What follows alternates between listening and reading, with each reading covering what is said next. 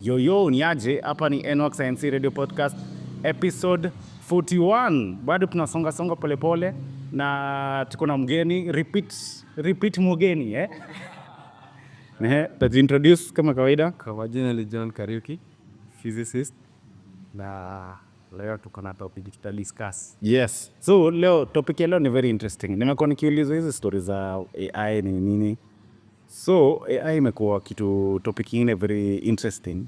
Na sasa nataka tuanze na quantum leap. Before hata tufike kwa AI na hizo vitu, nataka kwanza tufike kwa, ndio tuingie kwa quantum computing, alafu ndio tuingie kwa AI. Tutaanza na quantum leap. Quantum leap ni nini? Okay. Quantum leap ni jina ili simplifyiwa sana kutoka kwa quantum jump. Hapo 1900 Max Planck ali come up na solution ya light could behave kama wave ama a particle, na aliona light inakuja ikiwa quantized. Okay?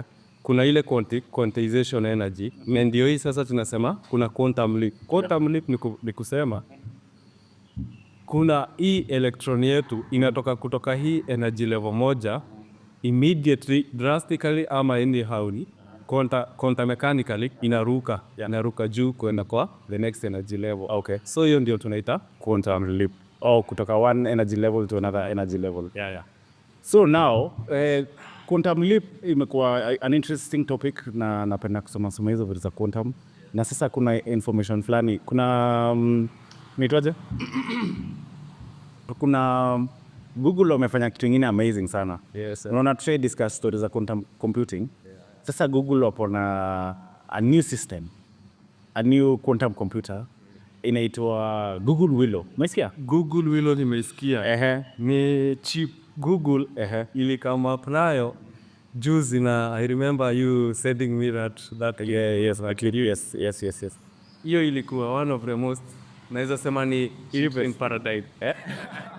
You're very interesting. Juu sasa hata unajua, so ni quantum chip.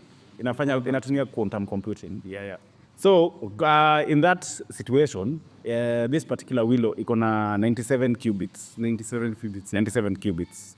So hata tukisema 97, it looked like a small number of qubits. Yeah. But now tulikuwa if you compare with the computing of the fastest supercomputer. So sure. Walikuwa nasema naona ukipatia the fastest supercomputer a complex question ama kitu inafaa ku solve. Yes. Walikuwa nasema hii inaweza chukua 10 to the power of 25 years. Septillion years, which is more than the venye wanasemanga the age of the earth. Kumaanisha hakuna mtu atakuwa ikimalizia computation. Kwa graph ya kawaida hiyo kwa graph ya kawaida hakuna mtu atakuwa area hiyo time. Yeah. So that said, if a supercomputer is taking 10 to the power of 25 years, unajua Willow inafanya na 5 minutes. Sure. Yeah, quantum. So that thing iko very interesting because that means the power it can solve very many things. Alafu kwanza sasa inafanya, unaona stories za security kama hizi password zote zenye tumekanga Google sijui wapi ama wherever you use your password, it means if this machine is made practical, sure, ita nini, password zote zenye zitakuwa null and void. Kila kitu, anything that is there can be decrypted in a matter of minutes. Yes. Sasa kama ni hiyo inachukua 5 minutes, kumaanisha hata maybe all the computation itachukua maybe one day. It's kila kitu na ina solve complex. Yeah. Na kitu yote yani haijaisolvika. Yeah. Na ina solve within minutes. Na hii kitu tukiangalia kama Google, it's a great achievement for Google, because kuna watu huku nje sasa najua najaribu sana kuja hii the other side of the quantum world. Wajaribu sana kufanya stories za quantum computing. Yeah. Turudi nyuma kidogo, the reason nimesema hii quantum leap ni a photon ama tutumie photon juu ni quantum. Yes. 1900 Max Planck alikama up na solution yenye inasema hii photon yetu haishingi pahali pamoja na inarukanga. Lakini kulikuwa na classical mechanics kabla sasa hii modern mechanic, that is our quantum mechanics ikame. Na hapa niko ningetaka tuelewe hii qubit yenye tunasema na Willow iko na 97 qubits inakam kukuaje? Quantum ama ile quantization energy yenye inafanyika kwa photon inakuanga, yani aka ka photon kenye tunaongelelea hapa at a moment kanaweza kuwa kwa classical mechanics halikuwa either ka exist hii side na hii side. Iko na two sides, kuna 1 au 0. Sasa hata tukiingia computing ni 1 na 0 kazi. So two states.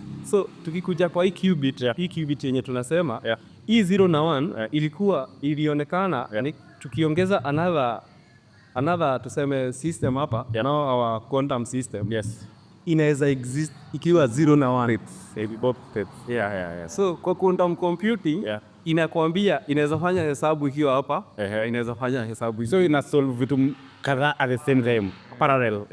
So then they were saying when they were kitambo wakifanya hizo research za kitambo walikuwa nasema the more qubits unakuwa nazo the more errors una make. Juu the more hii yenye tumesema ni classical ilikuwa ni kitu unaweza predict movement yake venye inaenda. Lakini tukikuja kwa hii system yetu yenye ni quantum, yenye ni quantized, ina exist mara mbili. So probability yake kama ni example ukuwe na coin ni ile ikiwe heads ama tails. Sasa hii ina heads of them at the same time. So ni kama imesimama hivi, ni kama coin imesimama hivi na inataka exist kwa kile mbele. So kama ilikuwa tuseme ni 2 our qubit tumesema iko na 97, inafanya mara 97 once hivyo mara mbili. Ina solve many problems at the same time. Na speed yake yani si one way, speed yake ni two way, inakaa hivi na ina exist in two states. Na sasa our photon pale ndipo tunasema ukienda kuobserve kwa quantum system una note inaenda either chini 0 ama ina spin tena 1. So spin yake ilikuwa mara mbili. So tuna raise ukisema ni 2 raised to power 97 ni hiyo direct. Ni the exact, inamaanisha all those states are there. So it is only the solving part of it. Na ndio maana unapata hii Willow inatumia 5 minutes kusolve kitu yenye our super computers gonna take years and years and years. That's true. So now hata wase wakiresearch hapo hivyo walikuwa nasema this Willow is like it's solving things in parallel universes. Sure. Juu sasa ina exist in all those kama zinaona ziko 97. Si ndio? Each qubit ina exist in a universe 3 states. Ni kama universe mbili zinaenda hivi ziingiza exactly. Na ndio maana ina solve issue hivi.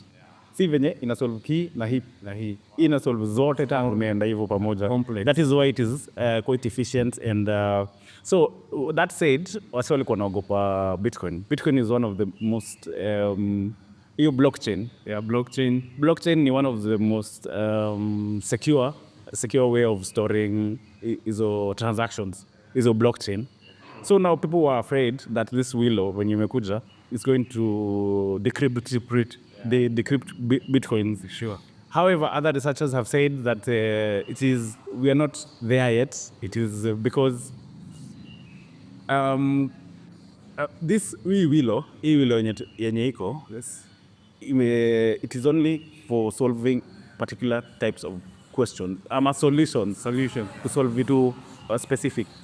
So for it to solve to break the Bitcoin to decrypt the Bitcoin, ita have kuwa specifically for specifically iko na vitu mingi inafanya at the same time because unaona kuna numbers, kuna letters, there's so many things, kuna characters, many characters zenye zimekuwa kwa Bitcoin ku safeguard vitu kama hizi.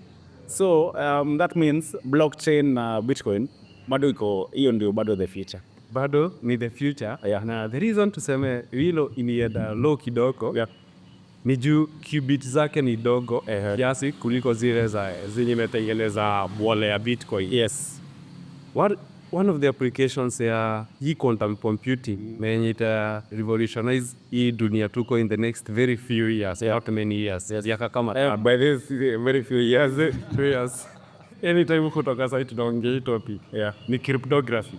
So hizi ya kina Bitcoin, hiyo technology yote zinatumia ni crypto.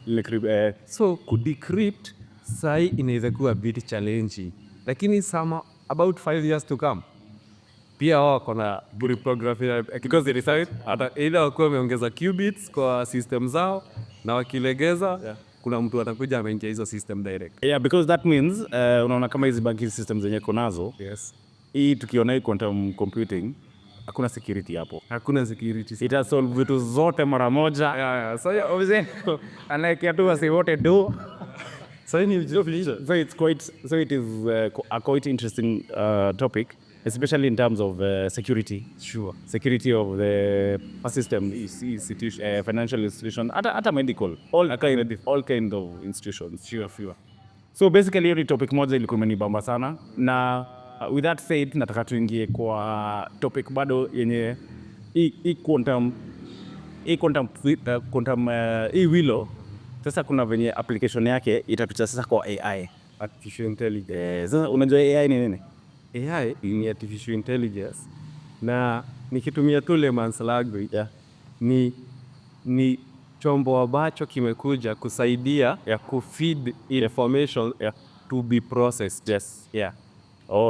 The artificial intelligence part of it ni kama wewe ufunzwe lugha, na hiyo lugha sasa uiweke feelings, uiweke consciousness, uiweke kila kitu. Inaweza kuwa na definitions zingine, lakini AI that is the basic, yani in layman terms hiyo ndio basic. In layman terms hiyo ndio basic information yenye iko. So nini kwa Google, kwa Wikipedia actually, artificial intelligence, it is a field of research in computer science that develops and studies methods and software that enable machine to perceive the environment and learn. So hii inamaanisha this system, the AI system, what it does, it learns from what you feed it. So actually you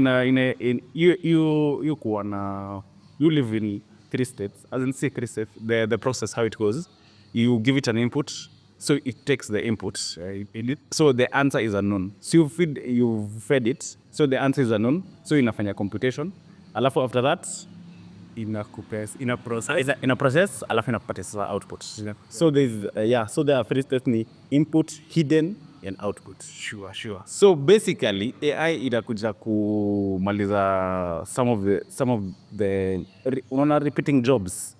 Especially kama tuseme AI connect na robotics, unaona zile tedious jobs za kushinda kama za kutengeneza chips, vitu zinashinda zikijirudia, inamaanisha itakuwa inaweza kuzifanya. It's not tedious work, it is, and then it will find the fastest way to solve this particular to do this particular job, because every time we give it a task, it is learning from it. So basically AI uses neural networks. Neural networks. So that means a collection of nodes or artificial nodes. Side by side. Ni vile kulisema. Hii kuna principle mbili quantum ilijaribu sana kudwell amol, na ndizo hizi sasa kwa topic yetu leo ni hizo. Hapa tunasema inatumia sana neural networks, ni kusema inatumia an entangled system. Principle mbili za quantum, moja ni entanglement, hiyo ingine ni superposition. Tukiangalia entanglement ni kitu, hii topic ya quantum computing na AI. Sasa tukiwa AI, artificial intelligence, tunasema scientists kama sisi physicists, sasa tumekuja kucollaborate na computer scientists. Tuko na principles zetu na watu wa computer wana principles. Exactly. Lakini imefika pahali sasa tunaweza kuwa sana watu kama physicists, kitu yenye tunaongeanga haiwezi atu guaranteeing the truth. It is a theory. Actually physicists and theories guarantee truth of our output.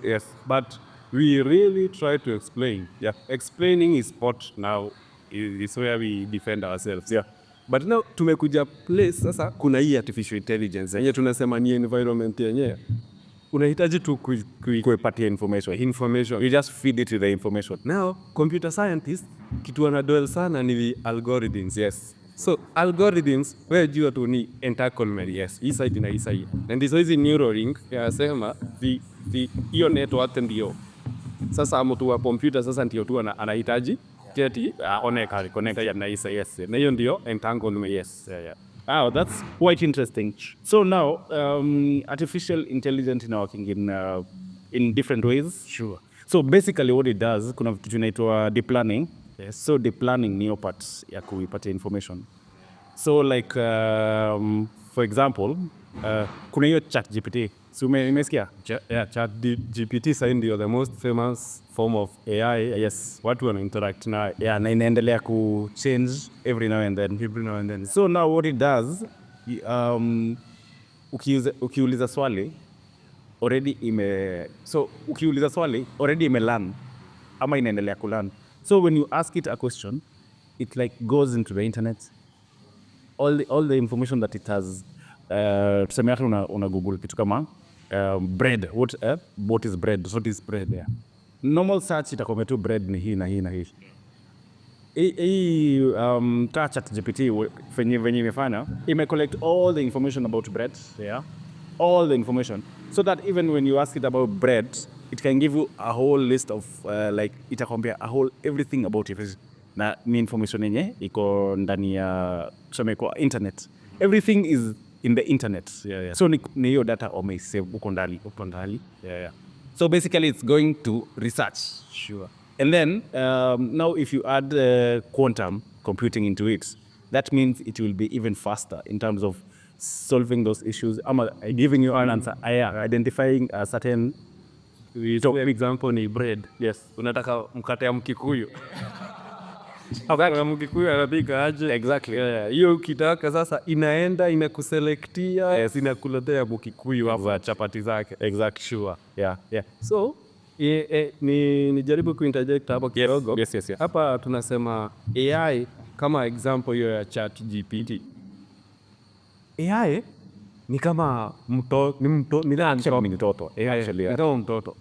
Huyu mtoto tu ile kitu sahi hajaweza kuwekwa, na ndio nimesema in very few years to come. Yeah. Neither tutakuwa hata in fact itakuwa mbele yetu. Yes. Juu huyu mtoto analani lugha zote once, na hizo lugha zote anaweza kuziclassify. Yes.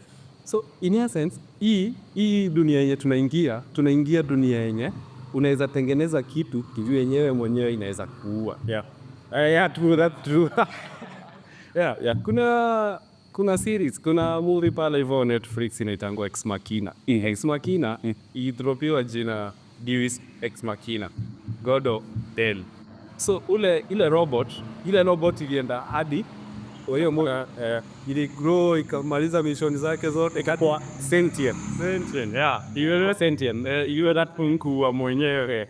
Yeah, ikakuwa own thing. It's all being, yeah. So like the difference tu ile tuko nayo saa ina hapa hadi kwa kime cha GPT ni ile tu consciousness. Hii haijui right na wrong saa. Yeah. Like actually dua zote. Na actually ni rules zimepwa in place so that isikuwe sentient sai. But eventually ukisha connect, I usually think ukisha connect AI na quantum computing. Yeah. What else? Kila kitu itafanyika. Kama unataka utaikia hizo za application sana sasa kianza. Lakini wejua ni tu hiyo kukua conscious. Yes. Kama binadamu ati wewe mimi naweza kosa kuattend kitu kama hii issue tuko nayo leo hiyo episode. Exactly. Hiyo decision kumake. Yeah. Ama nikubali kukuja. Yeah. Hiyo consciousness hizo machine tu ndio hazina. Exactly. Lakini with time hiyo kukua hivyo kama binadamu kabisa itakuja. Kama ni stairs inarudi. Ni kweli. Na ina learn. Actually kuna hiyo Boston Dynamics. Hizo robots zao zina learn kama every day inapata new information. Yes. Then actually there's something else I wanted to add in that. Unajua AI hallucinates. Ina hallucinate. Yes. Do you know why it hallucinates? because it's getting information from the internet. Sure. So, unajua na as you know, not every information in the internet is true. Sure. Na AI inahitaji Hiyo ni kusoma inasoma. Na inasoma kila kitu. So kuna kitu inaitwa hallucination kwa AI. Unaiuliza swali inakwambia tu vitu hata haziko. So that erroneous nature itakuja iondolewe ako kaira kadogo ka tuseme hiyo hallucination. Yeah. Na zikiondolewa I think zitatuwa overpower. Yeah. Sasa actually because hata tumeingia kwa hiyo topic. Yes. In China ati kuna robot ishai commit suicide. Yeah. Ati ili commit suicide. So ati it's a serving robot. Hiyo inakuletea vitu kwa hoteli kama umeorder inakuletea. So basically Yes. inamaanisha ati hiyo robot ilikuwa inafanya tu job. Ati siku moja sijui aje Imekasirika. ikajirusha kwa stairs na ikaisha. So that means venye tu umesema in very few years these are things that will be like normal. Ni mtu mkabidana na yeye. Na ujue bado kuna vitu zinaitwa 3D printing. Sure. Right now kuprint kama face yako ama hata fingerprints zako already kuna systems zinazofanya hivyo. So in let's say 10 to 20 years from now, you might not realize something is a robot and a human. Hauwezi differentiate yani. Sasa ni venye umeifanya iko SG iko na wheels ama ina SG aje. Unajua imefichwa. Unaona tuseme in any time yawa kina Google hivyo wanaendelea kudevelop mitambo kama utoto chips akina Willow. Unaona hivyo tunasema fingerprinting na nini. Yes. Hii itakuwa powerful sana kuliko hadi tuseme our security. True. Huta by the way, where you are held ni place ingine sijui.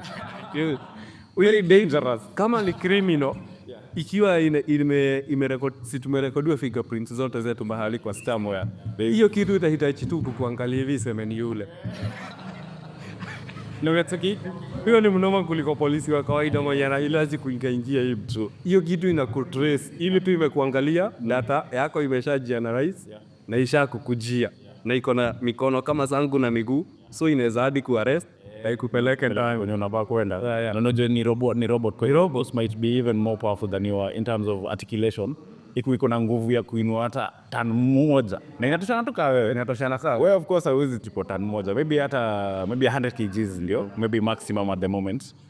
But hiyo inachukua tan mzima. So that means if it is sentient and it decides to do something bad, there's no way to stop it. It's just going to do that thing and that's how it's going to be. Sure. So basically, the planning is image processing, computer vision, speech recognition, na natural language processing, na image classification. Sure. Unaona kama saa hii yenye tunasema deep learning.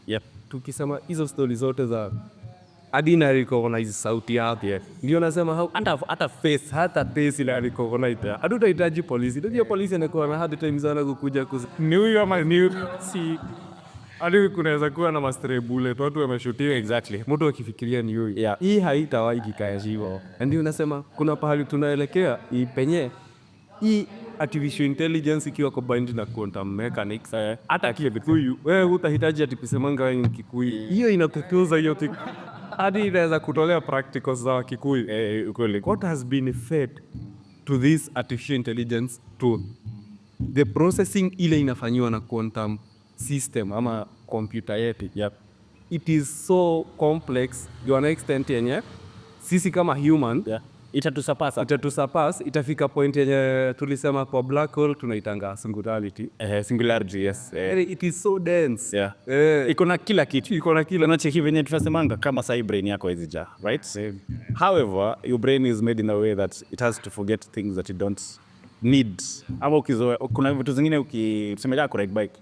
Kuride bike I need kulearn tena kuride bike imeisha hivyo. Lakini kuna vitu kama like solving an equation. Ukisolve leo usolve kesho utakuwa kujua kusolve. But ukikaa years, guess what? Your brain will forget that information because it needs to process everything over and over again. Conscious, subconscious. Yes. Now if we go now to quantum computing, sure, hakuna kitu inasahau, na information yote iko hapo. And then another thing that's naona bado itakuwa issue ni unaona hata venye umesema story ya polisi. All our phones are connected in one way or the other. The internet is connected to all machines in one way or the other. So even filing someone, inaingia tu kwa system, ina search, inajua hii namba iko huko, kwa ushapatikana. Sure, ushapatikana hata maybe hata huja commit your crime. Unaona ile tunasemanga polisi ati walimshika akienda kufanya hicho kitendo. Sasa predictive policing will be more than, kama ilikuwa 10% sasa tunaenda 50. Na itaweza fika 100% predictive policing. True. Mnasema shababu wanaingia time kama ya events, holidays ama ni yes. Muna track predictive policing na hii AI. Exactly. Inakupa results zingine ukifuata ni real side. Na hiyo ndio dunia yetu tumefika. Like nimesema tuna combine sana saa hii ni scientist wa hii side ya physics na scientist side ya computers. Ndio mimi kenye naelezea naweza kosa kufanya mathematically, lakini mtu wa computer anaweza ingiza hiyo data Na hiyo na solve hizi vitu zote. so itakuwa collaboration nyingine moto sana. Ile dunia tushaingia na tunataka kudelve deeper into that. So basically AI venye tu tumesema ni computer tu ina learn, inaendelea tu kulearn, inaendelea tu kulearn, inaendelea tu kulearn. So kuna nini applications za AI mostly ni vitu kama search, health, tuseme health saa hii health siji unaona hadi mtoi saa hii kuzaa. Si wanawake hawatakuwa wanahitaji kubeba ball. Exactly. Saa hii mtoi atakuwa anawekwa pahali, kunawekwa ile amniotic fluid, sperm na nini zinawekwa ile fertilize. Exactly. Na watoi wanaendelea kugrow, wana grow yani kwa lab yani. Itakuwa watoi wana grow kwa lab. Penye tunaelekea wewe utoi wako utaweza kudetermine unataka tu na kuwe male ama female. Yani genes, hadi genes. Unaweza nini genes zake? Alter genes. Alter genes. Unaweza alter height. Akiwa sasa yapo. Unaweza alter uwerevu yake. Juu yake akiwa tu wao. So health itainterferiwa na kila kitu. Especially sasa AI quantum computing. Because that means even like diseases zenye zinasumbua watu kama hizi makansa na nini. Because now like there was kuna experiment ilikuwa inafanywa na hizo systems za AI zenye zina, so hiyo AI imefidiwa information kama ya brain tumors. So inajua brain tumors zote venye zinakaa. Unaona iko na millions and millions of photos of hizo scans of brain tumors. So what was happening, ukinini hii machine imefidia hiyo information. So you know like even when you go to hospital mtu hufanywa test ndio ujulikane kama uko aje, na watu watakuja waangalie waseme hii inakaa ni tumor inakaa through. So for humans hata wanapoga kama tuseme 10 specialists wanapewa hiyo information, wanajaribu kusolve. So si wata take time. Hii stuff ikishachukua tu scan moja ya brain yako siko na information. So ni hiyo ni image recognition, image processing. So ile information iko nayo na hii scan yako inaangalia hii scan kama inapa kama hizi tumors zenye ziko hapo. Unajua tumors mingi all types. So it fixes that, it knows that information in a few minutes. Ishajua hii ni tumor iko hapa. Na inaweza iendea hapo penye ikatoa yako tu na ya kusil. So that means hata vitu kama magonjwa zingine zitaisha. Na hapa penye tunasema our women will not need to be carrying the pregnancy for the 9 months. Kuna magonjwa tunasema ni hereditary. Like kiseme asthmatic. Hiyo ndio najua ni common sana. So huyu mtoto kama ukimlelea kwa hii system yetu utaweza kutoa hizo ugonjwa hereditary. Imagine manze. So pia hata ugonjwa zitaweza kupungua. Kuna kitu inaitwa CRISPR, unajua ndio inafanya. CRISPR ndio kwa medicine ina alter genes. unaweza alter hizo genes umtoi hizo wenye tu umesema kama uko na hiyo hereditary na ujui inakuwa tu ndani yako, so it is doing like even diabetes and all those Ni genes venye ziko ni wewe una so CRISPR inaweza kata genes hapa katikati na hapa katikati. So hadi DNA sasa DNA haitahitaji ati kukua ati hivi tunashindaka tukiambiwa ati tuende tumoja. Hizo hata system yenyewe inaweza kata DNA hapa ifiche na hivi sana hii DNA. maanisha in future tutakuwa na mutant mutation yani which is quite interesting. Alafu like this topic inakuwa very controversial na very interesting at the same time and very frightening pia bado, because just imagine kama kuna superhuman, so as in wanatengeneza msemo ameunga ni mkubwa Mrefu so in terms of military wanatengeneza tu wase wenye wameunga wenevu sogea aiki ejisa wakiama wasani kuja kuwa nini ni very fast abushi unapigwa mission hiyo yeah. So basically other application ni gaming and logic, mathematics, finance, military, generative AI. generative AGI. Yeah, generative AI. So actually hiyo ndio topic moja nataka tuguzie tena because hapo ni kwenye vitu kama ChatGPT iko. ChatGPT ni generative AI. ChatGPT ni OpenAI. Ni OpenAI. Kuna Gemini ni ya Google, kuna Grok, kuna Cloud, kuna Copilot ni ya Microsoft, LAM bado ni hizo ni generative AI. So what is generative AI? Generative AI is something you just ask it a question and it generates an output from what it knows. Na ndio maana hata nilikuwa nakwambia zingine zina hallucinate because it's from what it knows right now na haijui what is right and wrong. Ni venye at the moment they've put like rules and regulations za AI venye ileza fanya venye ndio itarani. So basically tuseme kama Gemini. Sure. Gemini unaiuliza swali, unajua Google unaweza Google bado na hii Gemini bado ni ya Google.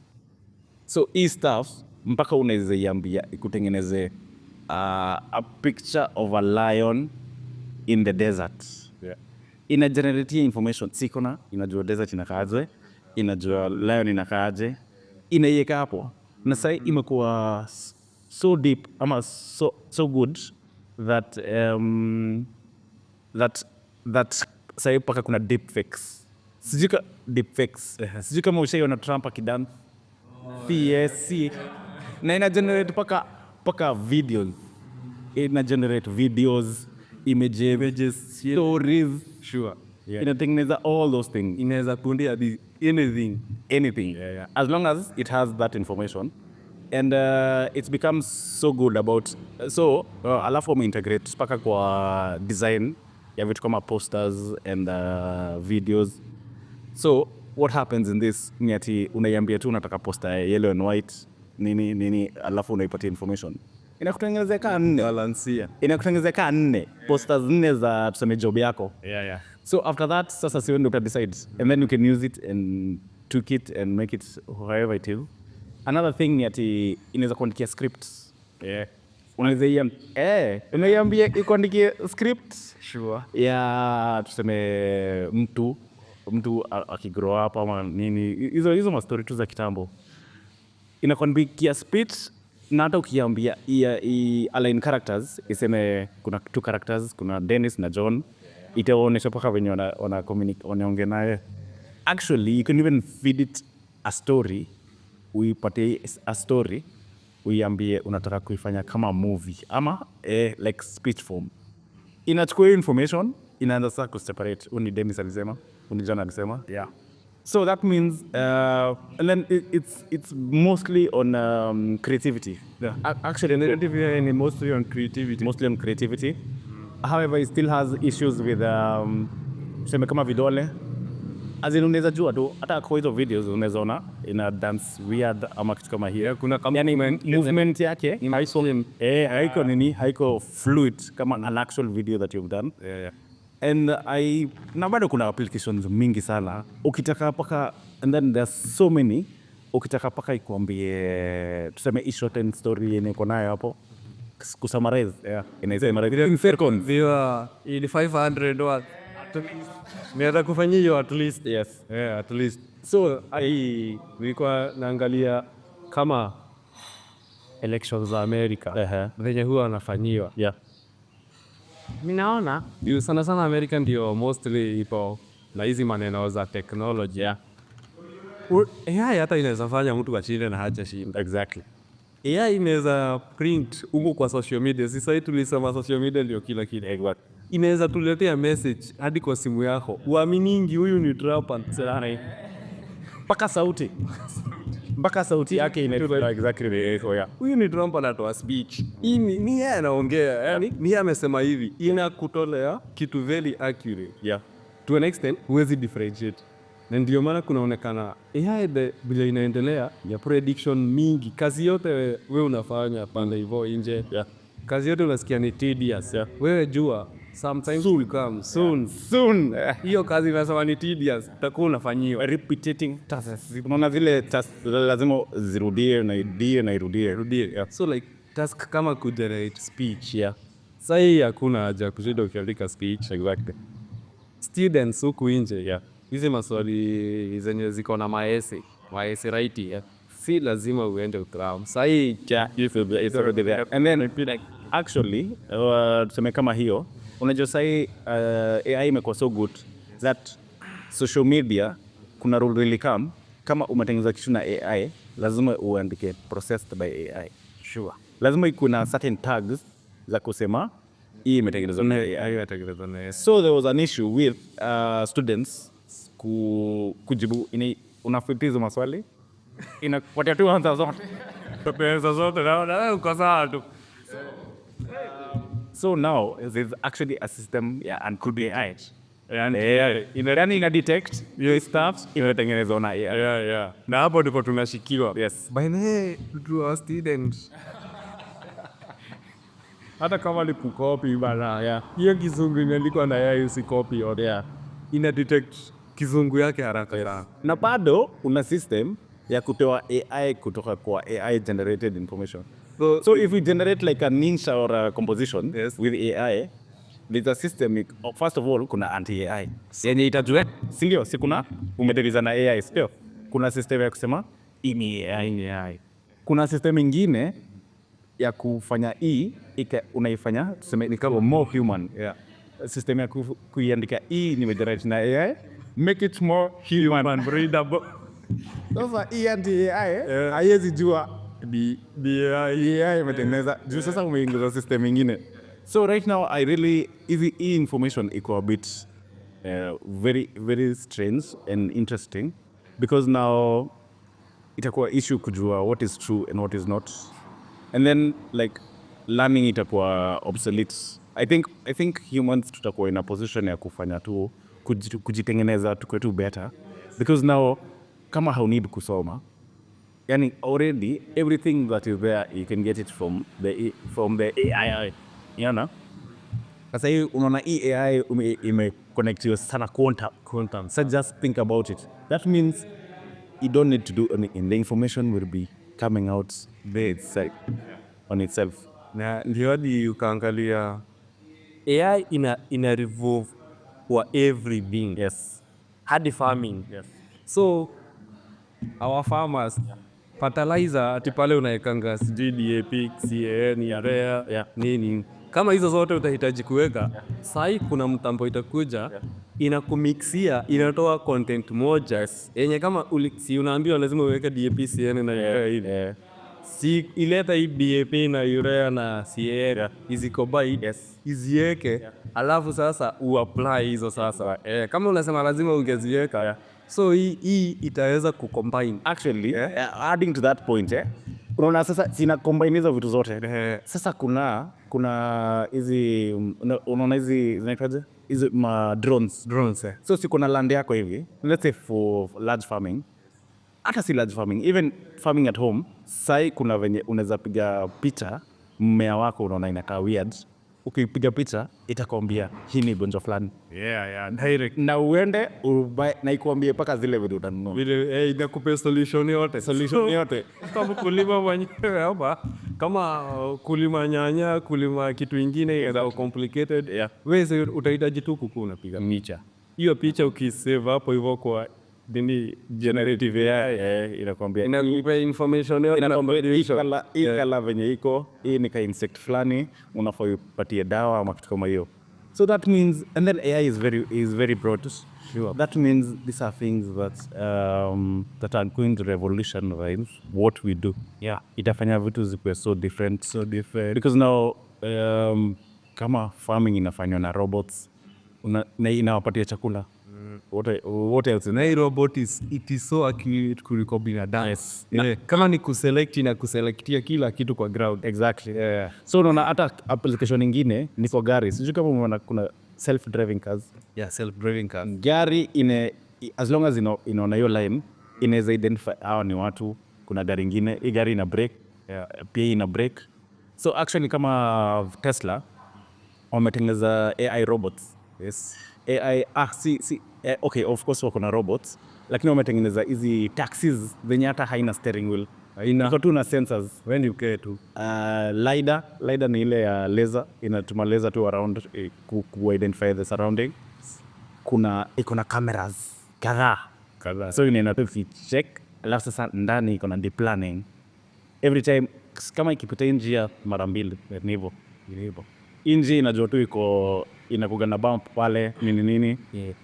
Na ita identify hata wase wenye as it's going it will identify there are people there nini hapo. So kuna vitu mingi sana zenye zitakamu. Unaona Tesla amefika place Elon Musk yeye mwenyewe aliona hii kitu itakuwa worse than need ya bomb. True. Yeye mwenyewe ni alikuwa ameona wa kwanza. Artificial intelligence ikikombiniwa na quantum computing. Elon Musk aliona hiyo itakuwa more than ni kama mwisho wa dunia. Sasa na amekuwa kifix na umse wa OpenAI. Na umse wa OpenAI so lakini yeye bado anaendelea kuventure, na ndio hata sisi wenyewe politically anyhow financially tunafaa kuventure into this ChatGPT, yani AI na quantum computing.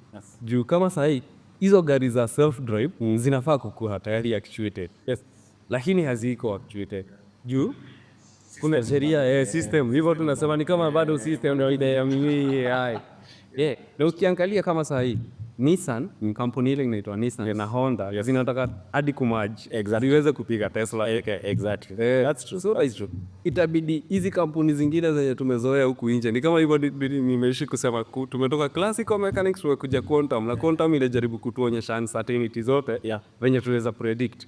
So hii dunia yenye tunaingia, the peculiar nature of it ni lazima tukubali tuingie. Lazima tukubali. Yani hakuna choice. There's nothing that is going to be actually kitu ingine yenye inafanya nini iende slowly zima AI na nini ni power. Because now for this generative AIs and all this you need a lot of power to process all this information. And ndio maana kuna kampuni fulani inaitwa Nvidia. Nvidia. So hiyo Nvidia ndio imekuwa ikitengeneza the most chips za kufanya hizi ma electronics za kufanya hizi ma AI computations. Sure. And other companies are coming up and things are going to be better or worse. Mimi saa zingine nakoga tu 50-50. Because I don't haiwezi kuwa ati zitakuwa positive. Because there are always malicious people out here. So we hatutaijua until tujue. Wewe uko AI quantum computed na mtu kwa military akona kama hiyo. Si yani mweza challenge ya. Exactly. Wewe hivi venye nasema Tesla amepiga kina Nissan na Honda to an extent hawa sasa labda more sasa kaili wa job. Pia sasa atahitaji pia kumove ahead forward. Hivi tunasema bank institution cryptography yenye inafanyika itahitaji kuendelea. Kuna kitu ingine tulisema ina price sana pa quantum mechanic system tuliita teleportation. Ile information tunataka kutransfer kutoka hapa hadi pahala place na isibadilike. na particle remain the same. Remain the same. Ulikuwa unaniuliza kama binadamu anaweza Teleported, yeah. kwa movie hiyo ziko na hizo teleportation. Yes. Lakini it may seem like fantasy, na ndio nilisema physics siwezi kugarantii ni itawa. Lakini nikikuelezea na at least tuone tu kweli fulani hapo tunasonga sana mbele. So tukasema teleportation, cryptography, hizo zote ziko na side hii uzuri ya the particle kurimenikiwa particle information ndio tuna transfer. Lakini kuna ile sasa wewe system yako the moment itapitwa qubit zako ile processing ile kwa classical computers ni binary algorithms. Sasa tukikuja kwa quantum computing hatuna binary, ni more than binary. Inafanya zote si ita 0 ni 0 to 12 1 kama tayari. So hiyo graph hiyo tuseme tunaweza sema exponential. Yeah. Ukiweka ni 2 raised to power 500 hiyo hakuna kitu kingine. And then actually nataka ku point out stories za robots. Na unacheki Google app, si Google. Kuna Boston Dynamics wanatengeneza robots. Tesla nao wanatengeneza robots. So now there's another company in China called AGI Bots. AGI Bots. Yeah. So guess what? Inatengeneza humanoids. Robots za warehouse. Modular assembly, machukizile machips, nini. Vitu uzo rembo, hiyo inakuchorea motherboard bila motherboard waekue. Na modular testing. So just imagine, now wamesema, but on under production, major production in 2025. So that means our future is here. It is already here. Ndio maana nasema it's very few years. Yes. Hadi hapa hivi Kenya Ruto anashindana na mtu mwingine political. Yeah. Wewe hizo message utakuwa tunasoma huku. Usiamini zote. Na saa hii ukichat na mtu hapa Facebook ama wapi. Ni vizuri sana unajua most likely si lazima kuwe ni mtu. Exactly. Saa hii kuna hitaji tu ka image ufikiriange ni because unachikia hata saa hii mpaka kwa websites kuna AI chatbots. Inakuuliza hi, how are you, what do you need? Unaiambia ina nini, inatumia link inakwambia hii product ikipoa hii link. Yes. Ukiclick link inaenda unalipa kiti yako inaletwa kwenye leo, kama ni kesho ama after 1 week ama a month kiti yako itafika. Kama na ujaongea na mtu hizo robots chatbots zenye China wana make. Hiyo kitu iko karibu sana kukua human. Ni vile tu tulisema hizo vitu mbili haina. Hiyo consciousness na hii sasa ya kuweza kumaneuver, kumove huku kuruka ku stairs. True. Lakini za China ziko almost hapo, ni kwa consciousness ndipo tu aziko ya China hata itakuja ikukalisha usiboeka. Actually kunazo za wazee. Itakuja pia ikupe company. Kichoka inaenda inachicharge. Ukiongea nayo inakwambia mastori ya kupiga. So this is a very interesting. Karibu sana kukua kama vile. Tadi hiyo tunasema 2025, 2027. Videos zitakuwa so different, very different. So this topic is quite interesting. Na iko wide sana. Na naweza sema our viewers, kama mnataka kulearn more about this, ama mnataka kuuliza maswali, ama pia kama mnajua hizi vitu ni gani, we would invite you and come, we have a talk here, ndio at least tuendelee kujifunza. Usipata na AI kama umedoze. Nimekwambia tukwende tu rada sasa, au umedoze itabidi uendelee kudoza. AI the moment ilitula juu AI inajua Kikuyu, mimi najua Kiluya. So hata alama yako utakuwa na set kitu inakuongelea. Inaweza kasa. So basically it's very deep topic, na tutaendelea nayo another time, because nimeona uko very excited about this topic, and then we need to teach people about this information, and the more we teach and the more to allow, the more we learning, because hata hizi zote na venye tu umesema si research some of even when we know these things we want to give the right information. So that is why we research before we say it, and hata if you are wrong mahali tuambie hapo kwa comment section nini tutarekebisha, na pia tutalearn as well. Tusitumie AI pia itu correct kwa hizo comment section. Tumekuta tuna chat na AI. Atuambie hizi maneno. I am not AI. Inaweza kuwa inatuoppose kwingine inatuweka. Lakini tuna hope tusonge mbele vizuri sana. Yes. All the spheres of life. Especially mimi nasema kuna kamoja kanaweza jificha ka politics. Wengine kwambia politician wanatumia AI sana kutu influence. Exactly. Hizi message unaona huku Facebook, tuenda sio wanaandikanga. Ni kitu, ni mtambo inafanya. Inajaza hizi information. So for now tutafika hapo. Thank you sana John. Kama kawaida lazima tujibig up. Sisi ni nworksinc radio podcast. Tuko na radio pale kwa mtandao. Ukitaka kuingia unaandika tu bit.ly/nwks radio. The R is capital. Na pia tuko na merchandise. Kama unaona niko na kofia hapa hivi. Hata next time pia wewe utakuwa nayo. The research or good deals or nini. So hizi shows taendelea kujimarket as well. Na pia watu wenye wanaweza taka kusponsor our channel, we also welcome them because at the end of the day we want to reach more and more people. Sure. Thank you very much. Bazi man. Big up. Nworks.